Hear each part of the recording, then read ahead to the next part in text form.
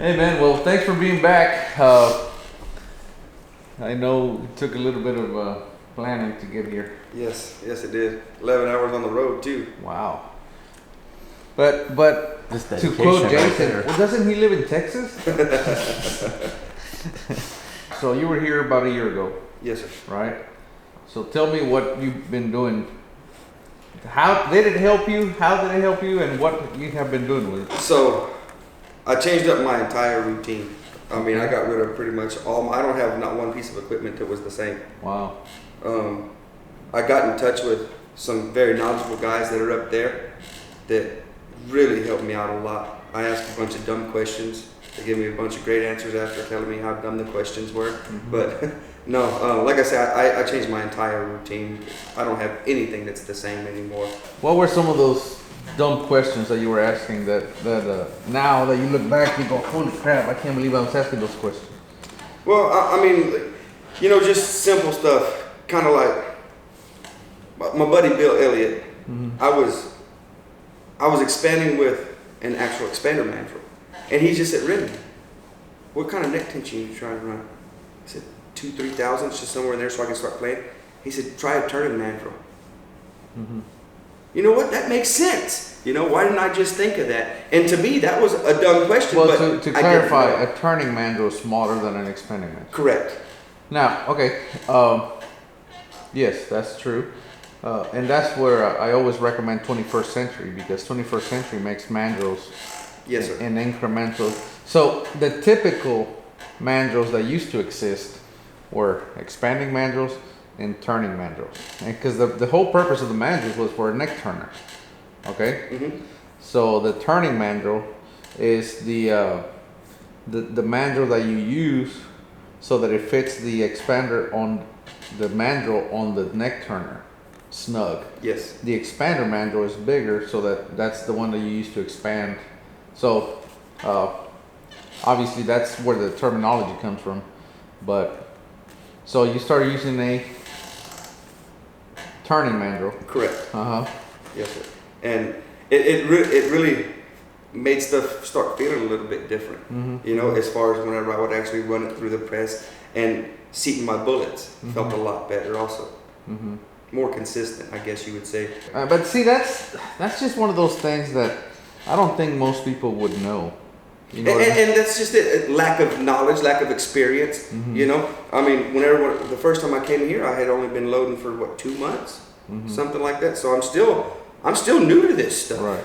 So what other things did you pick up along the way? Just because you learn to ask questions and ask the right questions. Really, your equipment depends a lot of what you're doing. That's a big thing. Like, instead of going to pre-fit barrels, now I'm shooting Brooks or Bart lines. Mm-hmm. Really, your equipment can hinder you. I mean, you don't know if you can beat a world record in NASCAR driving if you're driving a Volkswagen. I mean, you know what I mean? Yeah. And man, one of the things that I hear all the time, and I get it, but people always say, well, my rifle shoots better than I do, so I'm not going to upgrade anything. Well, you really don't know that, right? And that's a common crutch that we like to impose on ourselves. I'm not going to upgrade my equipment until I shoot better. Yes. A lot of times the equipment is what's holding you back. Now, the flip side of that is some people only focus on equipment and nothing else. You have to leapfrog knowledge, equipment, knowledge, equipment. I think it's equipment, knowledge, equipment, knowledge, They equipment. grow together. Yeah, Yes. yeah, but I think the equipment needs to go ahead of it, But, well, that's interesting. Man, a lot of people were upset on the comments about the fact that I told you, about the palm shelf and all that. No. I know, but I mean, I'm telling you, that's what happened. And I again, they were saying, well, just let him do what he wants to do. Well, the problem was that you were asking me to teach you, right? Exactly. And if I'm gonna teach you, I'm just gonna have to teach you. Like, look, and I showed you, and maybe we didn't show it on camera, but I showed you how that palm shelf only works prone or sitting at a bench. Once you start getting into awkward situations, it gets in the way, right? Well, and not only that, but in order to shoot the same, to be consistent, you have to shoot the same. And whenever you're using that palm shelf, you can apply more pressure down. You can apply more pressure down and forward, down and back. Well, where now if I'm just kind of free floating my hand and just, just riding the action, I guess you say, or riding the trigger, I guess you would say, it's a lot more consistent as far as my position is. Right. I'm not relying on anything to put me in the same spot every time. That does not actually put you in the same spot every time. Right. Yeah. Okay, so you came here. You shot, and we shot for half a day or whatever. What did you do after that? What? I mean, I know you changed everything, but what happened? It's been a year. What has happened? So, the first thing I started doing was looking at getting better equipment to make my reloading process more consistent. Whenever I first came here, I had bushing guys with no bushings in them. So that's the first thing I did was I went out. Sorry. Don't you be laughing at me? I tried to hold it, but then he laughed and then we laughed. You got to remember, I had a high score of 64. Remember? I didn't know that. Yeah. Okay. So I was pretty much just loading new brass. Let's tell people, hey. Yeah, I was just loading new brass, because the first piece of fire-formed brass that I went to load, I mean, I'm stroking it through the sizer, and all right, let's do this. And I go to see the bullet, and the bullet falls, and the guy's, wait a minute, this isn't right. That's not what I meant. Stop next, I think. When I said stop next. Yeah. See, some people always take it to the extreme. Okay. Well, again, that's stuff that I think it's gonna help a lot of people, right? Bushings matter. Okay, so you were using bushing dies with no bushing in them. Correct. Okay. What else? I had never even heard of a mandrel. Didn't know what that was. Mm-hmm. I wasn't trimming I wasn't putting a chamfered on my brass inside or out. I wasn't actually checking to see if my primers were seated properly. Now I'm using pin gauges to check neck tension. So I've progressed. Yeah, that's quite a bit. Yeah. I've progressed in a lot of ways. I'm running a 419 press. Nothing but man, you went all yeah, right. Nothing but wooden dies. I'm annealing. I've got an IDOT. Wow. So I'm trying. That's about the best I can do is try. Yeah. So you wow. So you went all in. Yes, sir. I'm sorry. No. I'm sorry. It's all your fault too. Well, it's your wife's fault. She reached out. Thank you, Cheyenne. You brought this onto yourself. Okay. You should have known. And you put that bobber in the water. He freaking grabbed onto it. Took it to the bottom of the lake. You know what? We're gonna need this is where the sharks or the Jaws deal comes in. We're gonna need a bigger boat. So and it's not only that, but it's also the company I started coming around. Uh-huh. I don't know if I believe whenever I came down here last, you asked me if I was shooting with a guy named Dennis. Yes, I met up with a guy named Dennis Ray. And he's the actual guy that chambered my rifle for me. Okay. And he introduced me to a fellow named Bill Elliott. Okay. And guys can shoot. Yeah, there's a lot of guys out there. And whenever I get around them, I want to just shut my mouth and open my ears, and try to learn. And those are the guys that I really lean on. And I'm fixing to be moving to Carlsbad, which I'm sure you know. Have you ever heard of Kenny Padilla? Oh. I'm going to try getting in touch with him. I've met him. He was at my first 600-yard match, and he pulled me off to the side. Hey, are you doing this? Are you doing that? And really great guy. Really great guy. So Kenny, the same thing happened to him. He, the first time he went to a match, I think it was Southwest Nationals. That's where I met him. I'm sure it wasn't his first match, but we went to dinner together. He was with Freddie Haltom and Ben Milam and all those guys, and he started asking me questions. And I, how I am. I just here you go. And he was just asking, but he was asking specific questions. I knew the guy had been at it, and he was having specific issues. Mm-hmm. And he started asking me. This next day, we go to Bruno's, because we're in Phoenix, right? So we go to Bruno's, and he dumps over $2,000 on equipment based on what I told him the night before. And I'm like, holy crap. I hope it works. You know what I mean? Yeah. I hope it works for him, because now I'm going to feel guilty. And you know what? He went, that was in February, so he went around August or September, and he shot in Raton, New Mexico, and he won. And there was a lot of U.S. team members there, and he won. He called me up and like, thank you, like what you told me absolutely worked, and then he just shot to the top, man. And he was a pretty heavy hitter. I haven't seen him much lately, but he's a good shooter. He does make a good shooter. He's somebody you want to listen to. I was in that first match I went to with him. I'm over there keeping score for him. You know, I'm watching through the. He's got some nice binoculars. I'm looking spot and scope. I'm looking through it, and timer's just going. I'm like, man, what the hell is this guy doing? So you're shooting F-class now? Is that what you're doing? Yes, sir. Okay. Yes, sir. It's a 600-yard match. Yeah. Well, he's just behind the gun, and he's got his chamber open, bullet just laying there. What? Don't get in a hurry. I'm sitting there thinking, man, what are you doing? Well, don't be in a hurry to lose points. And man, his feet are just going back and forth, laying in prone position. He's wearing the toe of those boots out, and I'm sitting here. I'm not saying anything, I'm just watching. He's reading it. Yeah. And I just hear him say under his breath, shit. He's got his phone set up with a timer going. Closes the bolt. Lights went off. X.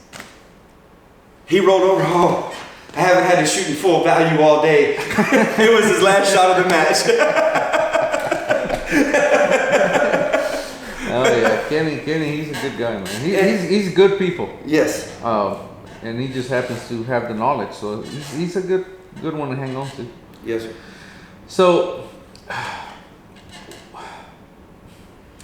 you sent me a text around, I don't know, 6 months later after we met, and you're shooting 1,200 yards or something. Yeah, 11:30, 11:50, depending on where I park the truck. Yeah.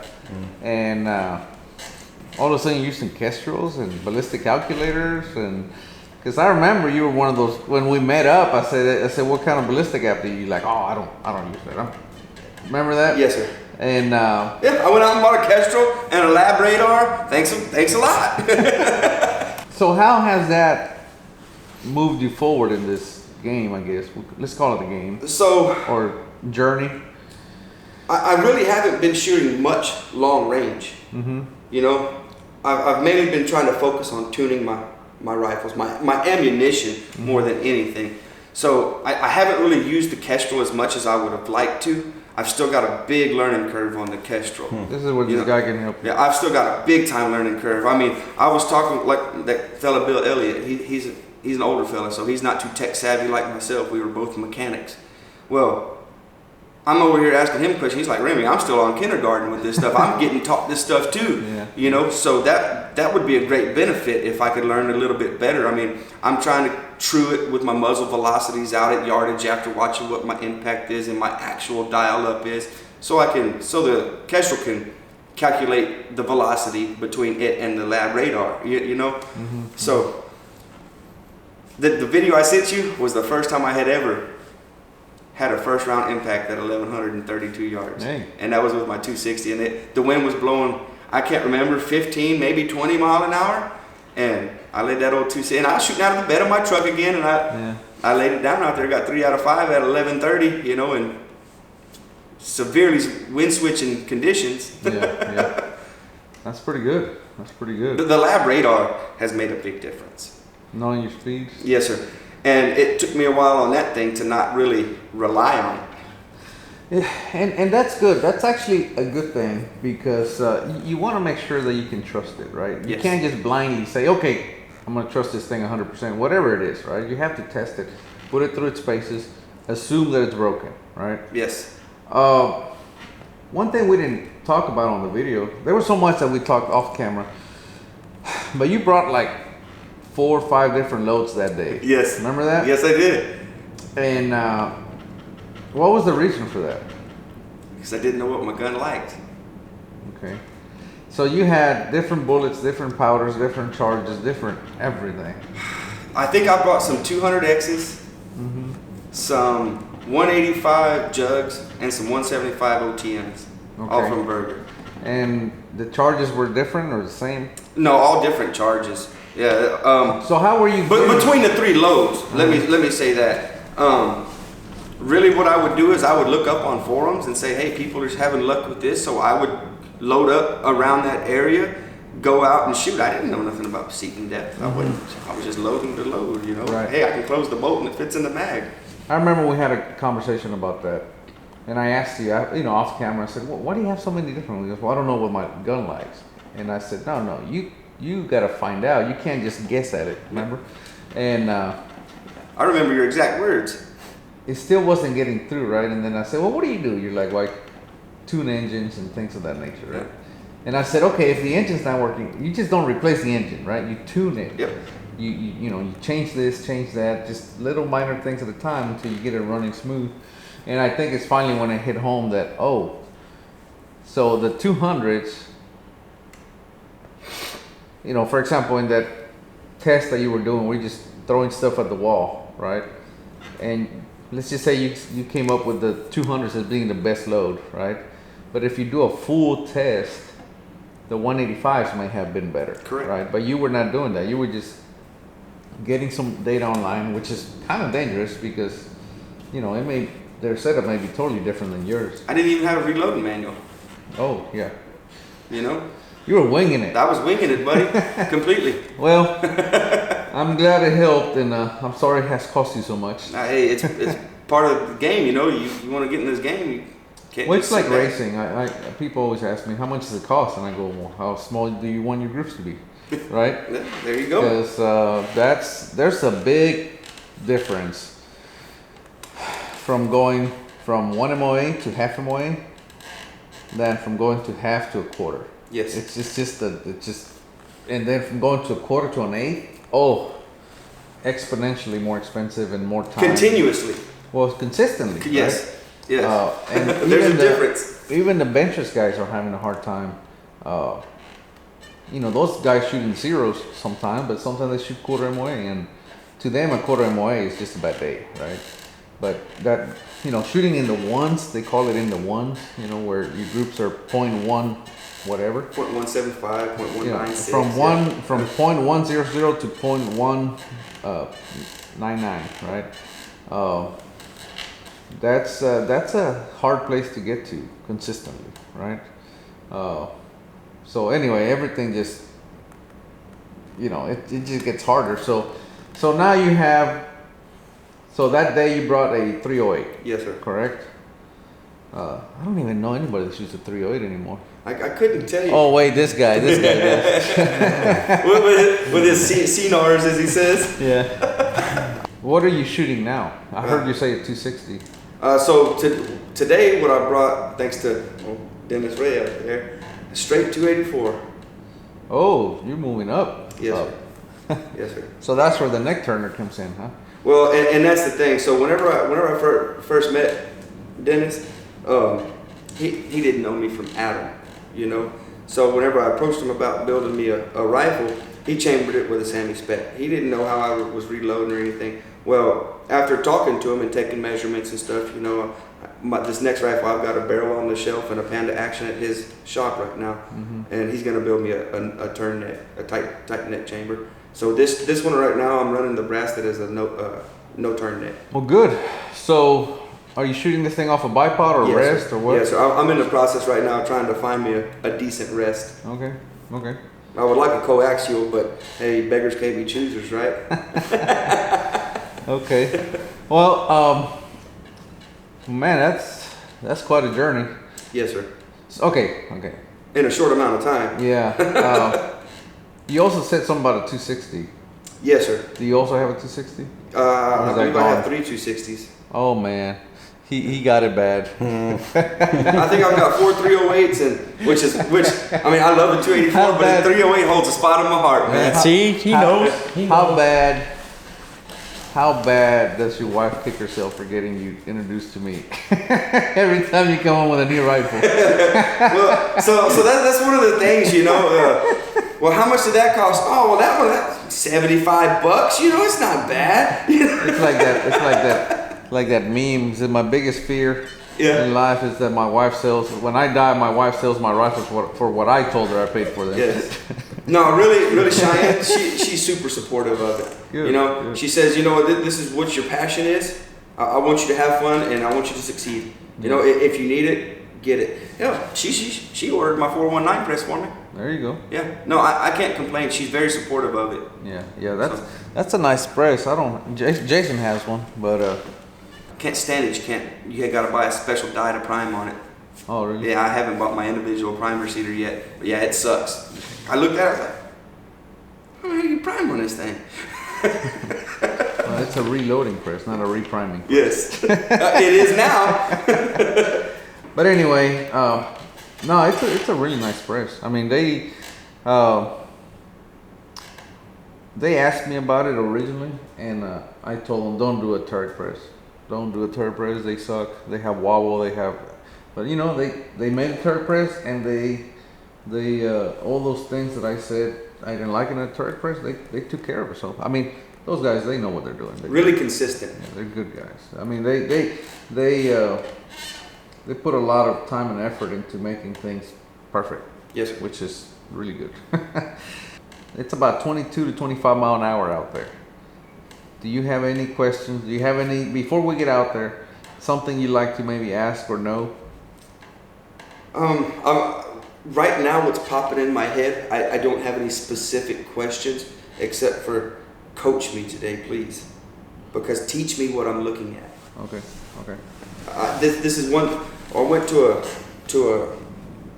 a gong match, 1,000-yard gong match with some fellas. Matter of fact, one of the members from Team USA was there, and I got my ass handed to me, buddy. Out of 40 shooters, I placed 28th. That ain't so bad. The two people I rode with, first and second. Wow. So why didn't you ask those guys? Two of us were on the same relay, and the other one, he was out commingling and making.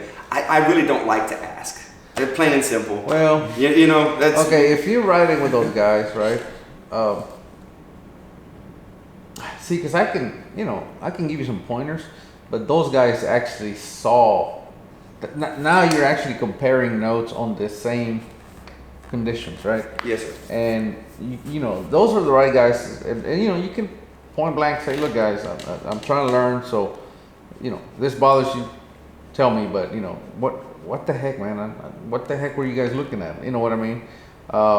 Because those are going to be the guys that you really want to ask, especially if it's fresh on their mind right after the match. You guys are riding home together. Hey guys, I'm humbled here. I don't know what to do, because here's what happens, and somebody like you that's really excited and goes out there and, like you said, gets your ass handed to you, which I don't think 28th is that bad. You might get discouraged, and then you say, you know what, I'm just not any good at it. That's not it. Some people do, right? Yeah.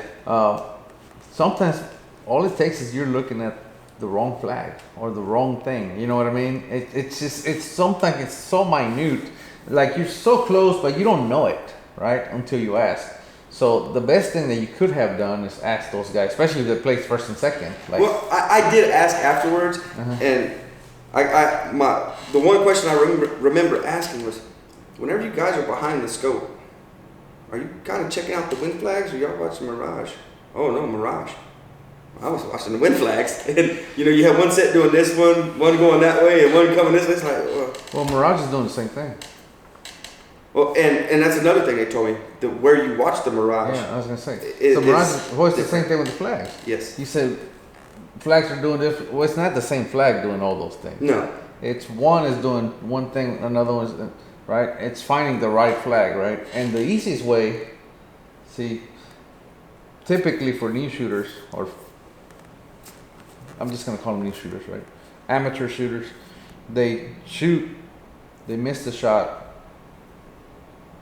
The brain explodes, the mind explodes, and now they just don't know what to do, right? Here's what you do. If you're absolutely correct or absolutely certain that it's going to go center, and you shoot and it goes to the right, and if you're watching flags, scan the flags and see which one matches with what just happened. Yes. Work it backwards, and you're like, okay, now I'm going to look at that flag. And then next time you look at that flag and see if it coincides with what you're doing. Instead of just saying, I don't know what I'm doing. It's not that you don't know. It's just that you're not looking at it. You're operating on wrong info. It's what it is. You know what I mean?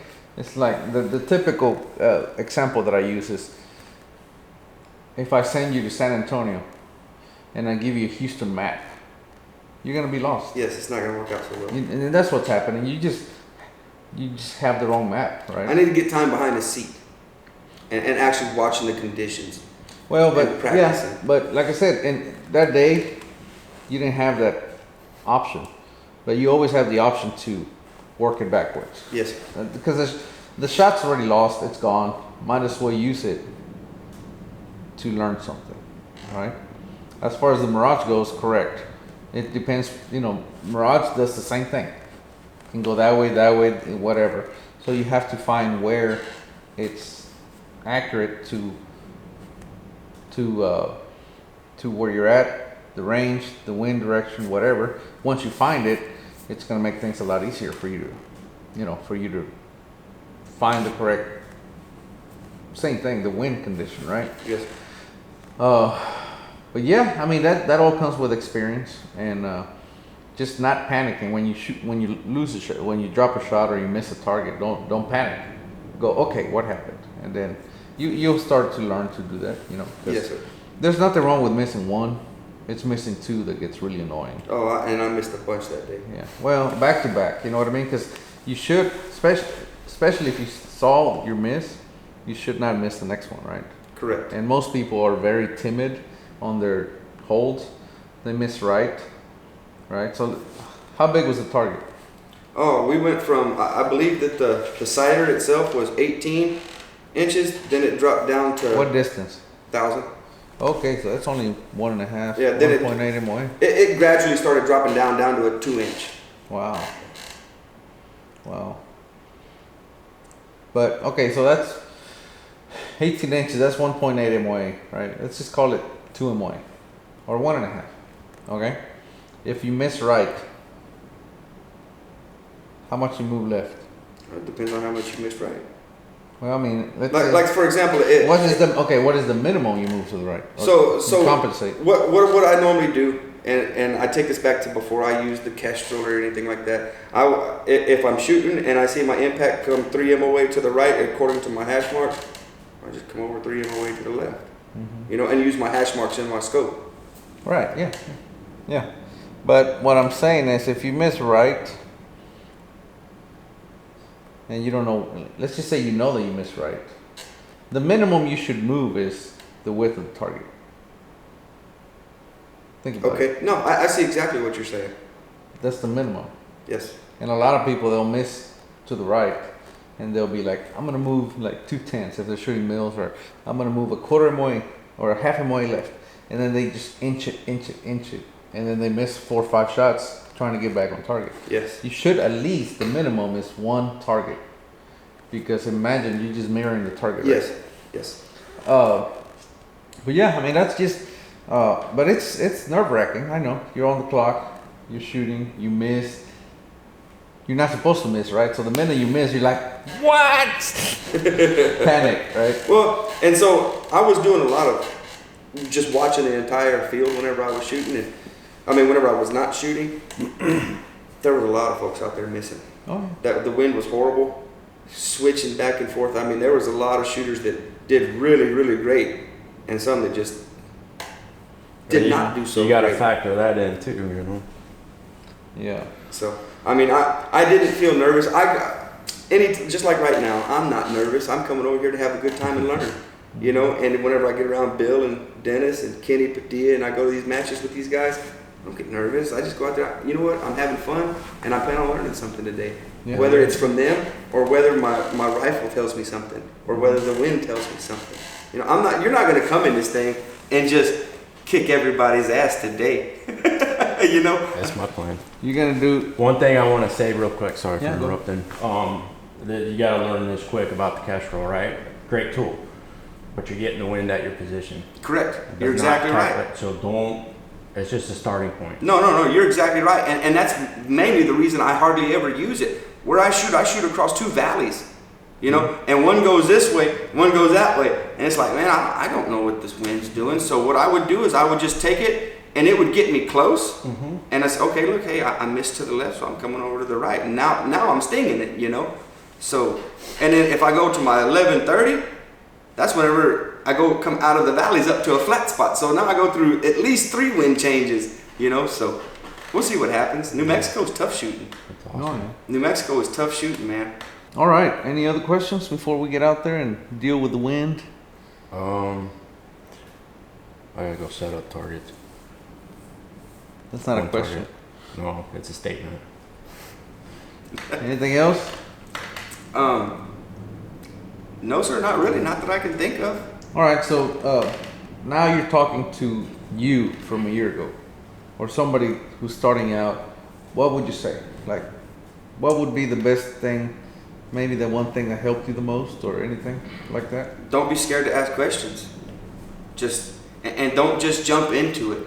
Find out what's going to be right for you for what you're trying to do. If you're building a hunting rifle, you don't have to have an eye dot. You know, you don't necessarily have to anneal your brass. You know, figure out what you want to do. You're not going to have time to do it all. You might want to do it all. Yeah. Well, like you said, you don't want to go get groceries in a NASCAR, right? Correct. Or vice versa. Or a Hellcat. Some people do. I would totally want to go get groceries in a NASCAR. Hey, you guys want a Slurpee? You know. I'll be right back. 5 hours later. But yeah, build a rifle to whatever you plan on doing. Yes, sir. Yeah, I see a lot of people trying to, and I see your point. There's a lot of people that try to do too much or not enough. And I'm still doing that. I'm very loyal. So my gunsmith Dennis Ray, he's eventually going to start building stocks. Well, I've got the Panda Action and I've got the barrel, and I'm waiting on him to start building stocks before I get me an actual F-class stock. You know, I mean, sure, I could go out and get a GRS or a GBS, something like that. I could go out and get me an X-Ring or a Richardson or a Saris, you know, but I'm trying to wait on him. You know what I mean? Let's see what he does. And I don't mind. It's a waiting game. So yeah, I'm shooting out of a chassis rifle. It's not an F-class rig, you know. But then again, I got a bipod. You know what I mean? Why do I need a full-on F-class rig if I'm still shooting a 27 power Vortex? You know what I mean? So I'm getting my equipment together slowly but surely in order to actually build an F-class rifle. I mean, I'm shooting a heavy Palma barrel right now. The barrel I've got sitting in my garage right now is straight 1.25 inch. You know? Yeah. So you don't just, normal people don't just go out and say, hey, I'm building that gun and have it done in 2 days. You know what I mean? Now, if you're a true gunsmith and you have the time to actually sit there and get your timing right on your bolt, you know, and chamber your own barrel and all that stuff, yeah, sure, you can have one done in a week. Yeah. But if you have this stuff there, readily available. I don't know anyone like that. No. Me neither. Anyway, all right. Well, let's go shoot. Let's do You shooting a 284, 4350, Yes, sir. With a 180 hybrid. 180 hybrid. Yes, sir. Lapua brass, 2000s neck tension. See the 10,000s off the lands? How fast is it going? 28. 2820, 2830. Yeah. I still haven't listened to Bill.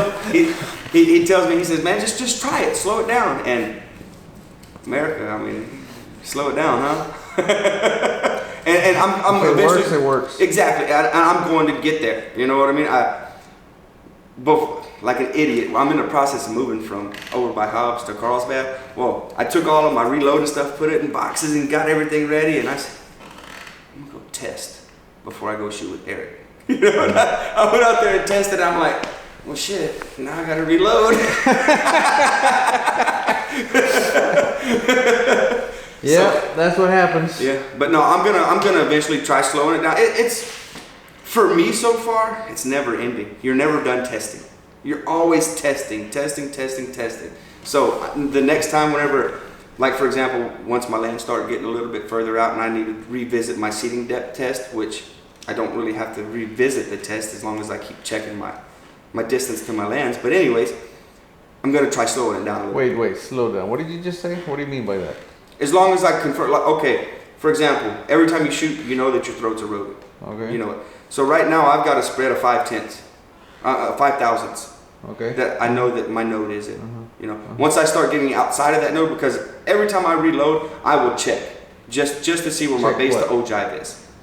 You measure your distance to the lands? Yes, sir. Okay. Just to make sure I'm staying in that node. You know, if like for example, if I know from 6 to 12 Okay. is my node, so 6/1000s. Okay. You know, as long as I stay within that distance, I'm good. That's how I do it. Go ahead. That's not true. Yep. Most people, a lot of people believe that, but that's not how it works. Okay.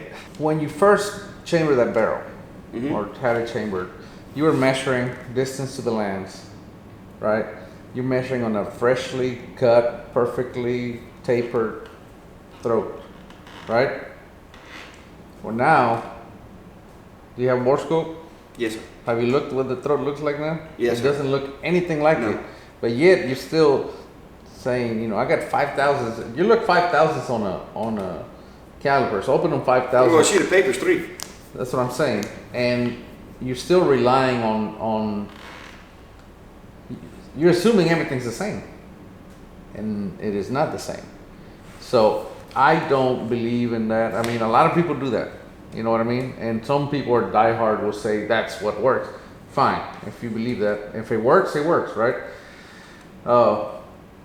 What I do is every time you go shoot, instead of measuring to your land, I've seen a lot of people take their rifles out of the node by simply chasing the lands.